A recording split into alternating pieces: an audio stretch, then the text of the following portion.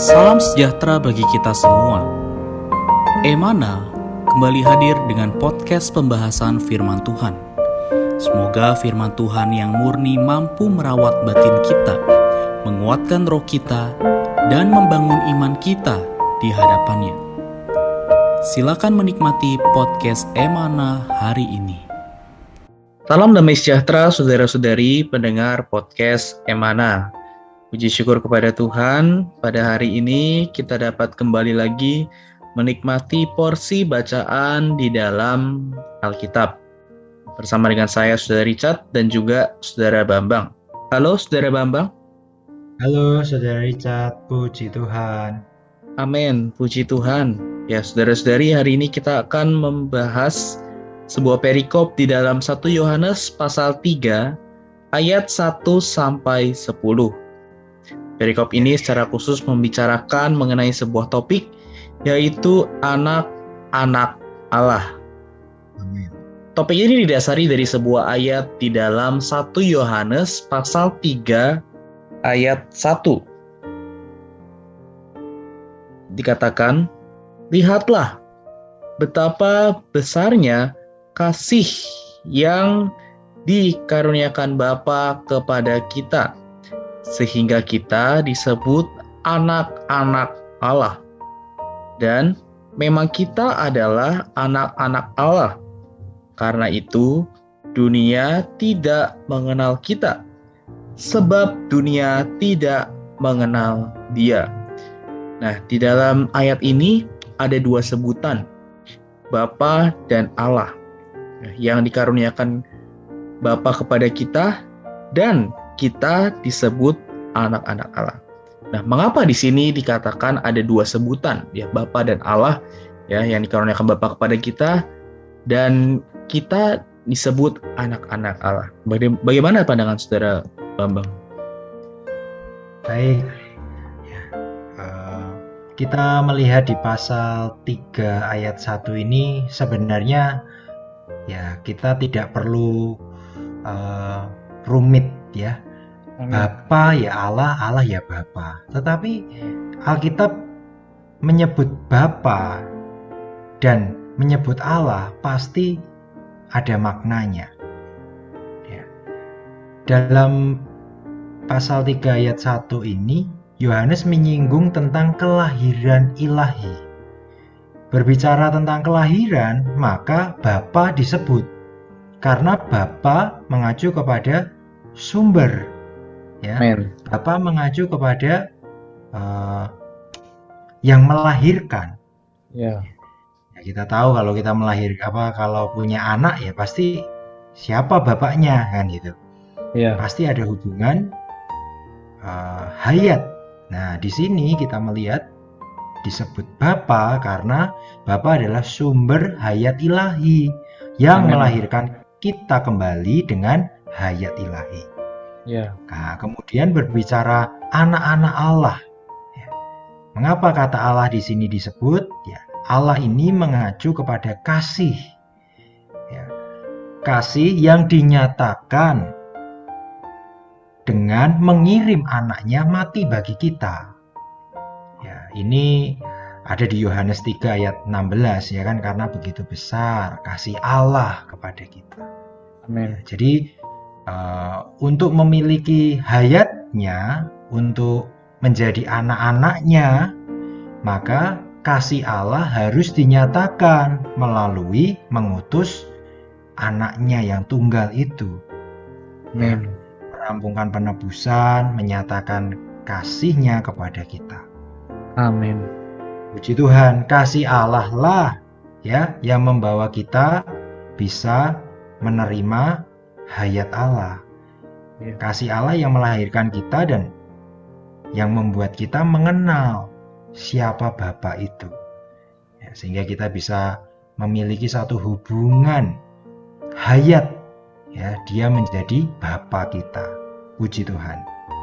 Amin. Ya, puji Tuhan ya mengenai kelahiran ilahi ini dan Bapa yang melahirkan, bahwa kasih Allah yang adalah kasih yang melahirkan kita, dan kasih ini khususnya ada di dalam Bapa. Kemudian di ayat ini juga dikatakan mengenai karena dunia tidak mengenal kita. Ya, apa maksud dari frase ini? Betul, dikatakan ya, karena itu dunia tidak mengenal kita, sebab dunia tidak mengenal Dia. Ya. Ya, Dia di sini pasti berhubungan dengan Allah, berhubungan dengan Bapa. Amin. Karena kita dilahirkan oleh Bapa, ya, dan kelahiran ini satu hal yang misterius. Kalau bayi dilahirkan, mungkin kita akan sama-sama tahu, ya kan? Oh, ini kelahirannya, ada buktinya, ada akte lahirnya, ada dokter yang menangani, tanggalnya berapa jelas. Tetapi kalau hayat ilahi lahir di atas kita, sepertinya tidak sejelas seorang bayi itu lahir. Nah, inilah yang dunia tidak bisa paham. Karena hayat ini hayat yang tidak bisa dipahami oleh dunia. Karena hayat ini adalah hayat ilahi, bukan dari dunia. Ya. Karena itu kita menjadi anak-anak Allah, ya, bukan berdasarkan dunia, bukan berdasarkan pandangan dunia.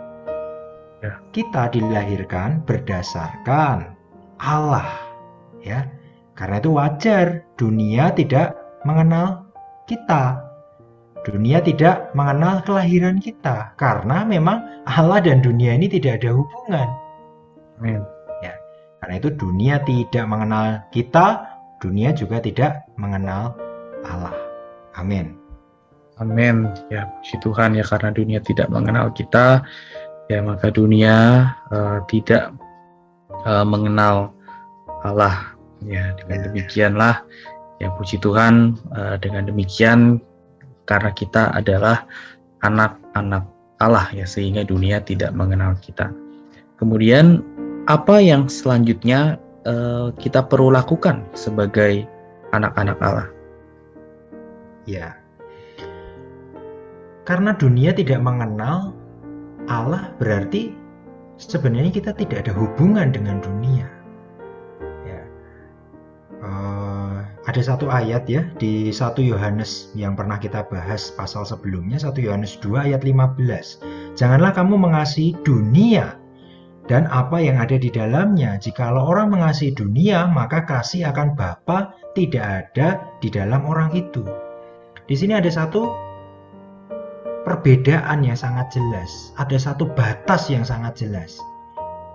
Ya, mengasihi dunia berarti tidak mengasihi Bapa. Kalau kamu mengasihi Bapa, berarti tidak mengasihi dunia. Sudah sangat jelas perbedaannya. Nah, bagaimana kita menerapkannya hari ini? Apa yang kita perlu lakukan sebagai anak-anak Allah hari ini? Nah, itu ada di ayat selanjutnya, di pasal 3 ayat yang kedua. Saudara-saudaraku yang terkasih, sekarang kita adalah anak-anak Allah. Sudah jelas. Tetapi belum nyata keadaan kita kelak. Ya, jadi ini masih satu perjalanan. Ya. Sampai kapan? Ya, dikatakan akan tetapi kita tahu bahwa apabila Kristus dinyatakan, ya, Kristus dinyatakan ini pasti akan di akhir zaman, kedatangannya kali kedua. Ya. Inilah iman kita akan menjadi sama seperti Dia. Ya. Ini menunjukkan bahwa kita anak-anak Allah memiliki masa depan yang sangat gemilang, ya, berkat yang lebih baik. Amin. Ya. Kita anak-anak Allah bukan berharap pada dunia hari ini, tidak bergantung kepada dunia hari ini, tidak berdasarkan pengakuan dunia hari ini. Tetapi kita akan bergantung kepada kedatangan Kristus kali kedua nanti. Dan harapannya di sini dikatakan kita akan menjadi sama seperti Dia. Ini satu hal yang luar biasa. Kita memiliki sifat ilahi dari kelahiran kita kembali. Kemudian kita juga akan memiliki rupa ilahi, ekspresi Allah di atas kita. Amin. Saya punya anak ya. Waktu dia bayi ya, kita sudah bisa lihat dia adalah manusia. tetapi kan belum nyata, dia itu manusia yang belum ada fungsinya. Tetapi setelah ini usianya sudah 3 tahun, setelah 3 tahun fungsi manusianya sudah muncul, dia sudah bisa berbicara, sudah bisa berjalan, sudah bisa ambil barang, minta makan, minta minum, fungsi manusianya sudah terlihat, ekspresinya sudah terlihat. Nah, ini juga yang menjadi pengharapan kita nanti kelak. Kristus datang, kita akan serupa dengan dia. Tetapi itu masih merupakan satu proses. Apa yang harus kita kerjakan sampai mencapai Kristus datang kelak nanti? Ayat 3 mengatakan, setiap orang yang menaruh pengharapan itu kepadanya, ia akan menyucikan diri. Sama seperti Kristus yang adalah suci. Sama seperti Allah Bapa yang suci itu. Jadi kehidupan kita bukan kehidupan yang saya pastilah besok serupa dengan Kristus. Tidak. Ayat 3 masih mengatakan, kalau kamu memiliki pengharapan ini, kamu akan menyucikan diri. Bahkan di ayat 6, setiap orang yang tetap berada di dalam dia, tidak berbuat dosa lagi. Menyucikan diri dengan tidak berbuat dosa. Di ayat 9, setiap orang yang lahir dari Allah tidak terus-menerus berbuat dosa. Mungkin kita berbuat dosa sekali. Ada perasaan tidak damai di dalam kita. Kita mengaku dosa. Kenapa? Karena ada di dalam kita hayat kudus, hayat yang suci itu. Nah, besoknya kita mau berbuat dosa lagi. Ada satu perasaan yang kemarin kan aku sudah mengaku dosa. Saya tidak mau mengerjakan ini lagi. Nah, kita tidak akan terus-menerus berbuat dosa. Dosa itu menjadi sesuatu yang tidak nyaman bagi kita. Nah, di ayat 10 sangat jelas, inilah tandanya anak-anak Allah. Amin. Puji Tuhan. Ya, jadi 3 hal yang perlu kita kerjakan sebagai anak-anak Allah. Kita perlu menyucikan diri kita, ya. Kita perlu mengambil Dia sebagai rahasia kekudusan, kesucian, ya. Amin. Perlu membiarkan Dia hidup. Kemudian di pihak kita juga tidak berbuat dosa, tidak terus-menerus berbuat dosa. Amin, Saudara Richard. Amin. Ya, puji Tuhan ya, sebagai anak-anak Allah, kita perlu mengekspresikan Allah.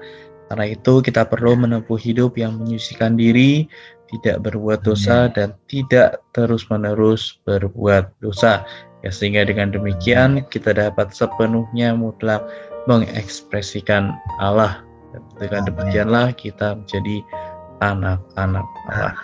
Baik, sebagai penutup dan kesimpulan, Saudara Bambang dapat memimpin kita di dalam doa. Amin. Mari para pendengar podcast Emana yang setia, kita satu di dalam doa. Semoga kita dikuatkan, diteguhkan bahwa kita adalah anak-anak Allah. Oh Tuhan Yesus, kami mengucap syukur untuk firman-Mu di dalam 1 Yohanes pasal 3 ayat 1. Sungguh betapa besar kasih-Mu di atas kami, yang membuat kami menjadi anak-anak Allah. Tuhan, ada hayat-Mu di dalam kami. Dan kami percaya, apabila Kau datang kali kedua nanti, kami akan sama seperti Engkau. Kami akan serupa, segambar, mengekspresikan Engkau, menyatakan Engkau. Karena itu Tuhan, terus jaga hari-hari kami, supaya kami terus menguduskan diri kami seperti Engkau juga kudus, menyucikan diri kami seperti Engkau juga suci, sehingga kami tidak lagi berbuat dosa, tidak lagi terus-menerus di dalam dosa, karena ada hayat kudus di dalam kami, ada benih ilahi di dalam kami yang membuat kami tidak tetap berbuat dosa. Terima kasih Tuhan untuk hayat-Mu di dalam kami. Kami mengucap syukur, di dalam nama-Mu kami berdoa. Amin. Amin. Puji Tuhan. Terima kasih Saudara Bambang atas sharingnya hari ini. Tuhan Yesus memberkati. Tuhan Yesus memberkati. Amin. Amin. Sekian pembahasan firman porsi hari ini. Sampai jumpa di podcast berikutnya. Jangan lupa untuk download aplikasi Emana pada handphone Anda untuk manfaat yang lebih banyak.